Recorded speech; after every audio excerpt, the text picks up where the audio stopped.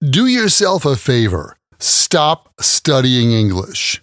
Yeah, I said that. Me, your humble English teacher.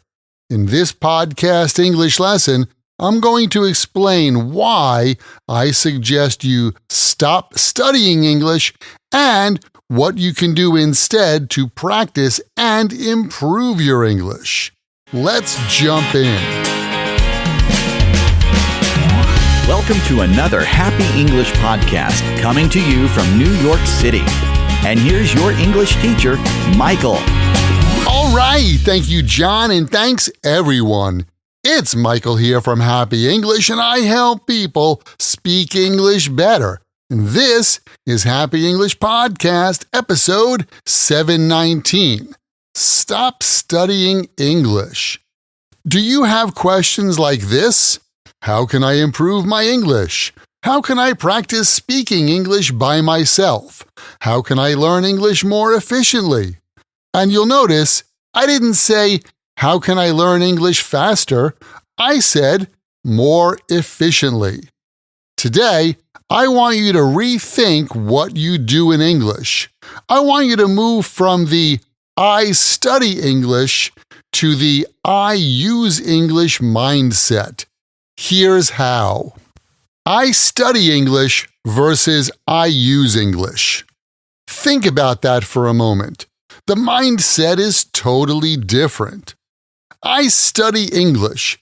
The word study itself means using time and focus to gain knowledge about something.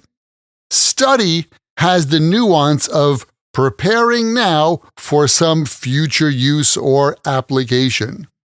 I study English means I'm working hard now so that someday I will be able to communicate in English. Whenever I hear the word study, I feel like I'm getting ready for something in the future. I use English.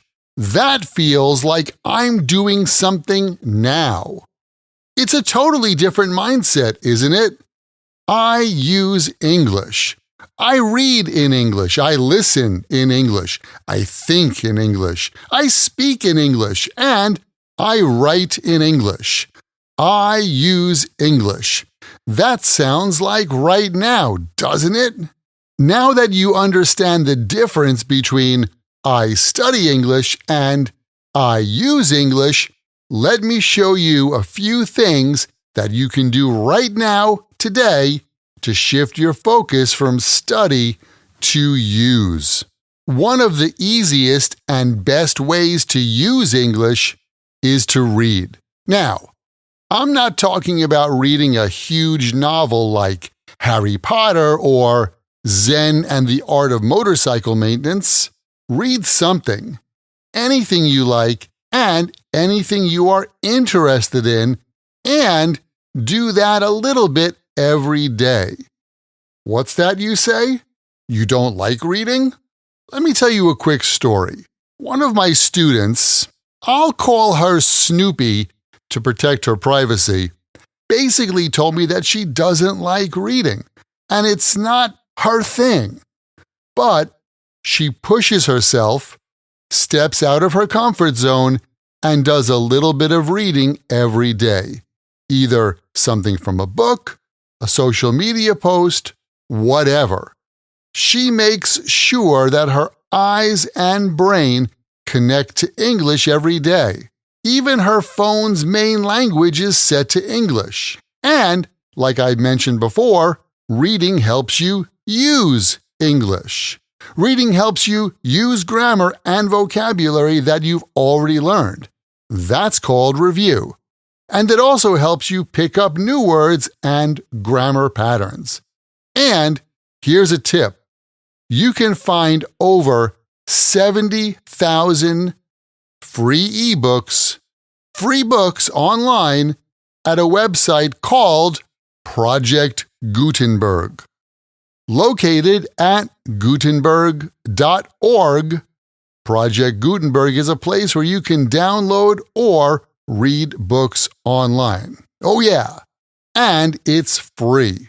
Another way you can use English is with your ears.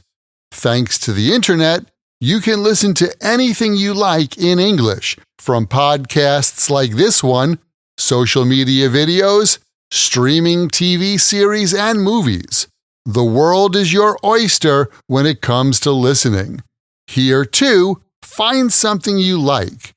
If you are interested in soccer, also known as football, look for a YouTube channel where they talk about soccer. Or find an Instagram account where they talk about soccer. Or listen to a podcast where they talk about soccer. Or gardening, or cooking, or baking bread, or whatever piques your interest. One podcast that I like, where you can hear people using English in an energetic, fun, and conversational way, is the All Ears English podcast. All Ears English. That's the place where my friends Lindsay, Michelle, and Aubrey focus on connection, not perfection, with real and natural English conversations. It's where they use English and help you learn to use English. The All Ears English podcast has 1.3 million followers on Apple Podcasts and Spotify worldwide. They've been ranked number 1 in U.S. education language courses in Apple. And they've got 5 new episodes a week. This week's topics include the difference between call out to someone and call someone out, and how to connect with someone who has the same name in English. Sounds interesting, right? All you need to do is open your search bar right now, type in All Ears English and hit follow. They'll have you using and speaking better English in no time. And since you are now reading and listening to English, why not take out your notebook and write something? Writing in English is a great way to use the English you've already learned. Writing is output. Even if you just write 1 or 2 sentences a day to start, that's something. And something is always better than nothing, isn't it? You can write about something you read or listened to. You can keep a journal or a diary. Keep your writing short, simple, and casual. Write as if you were writing a text message to a friend about something you did, or saw, or heard. Lastly, and maybe most important, is to speak English. Now, I know what you're thinking.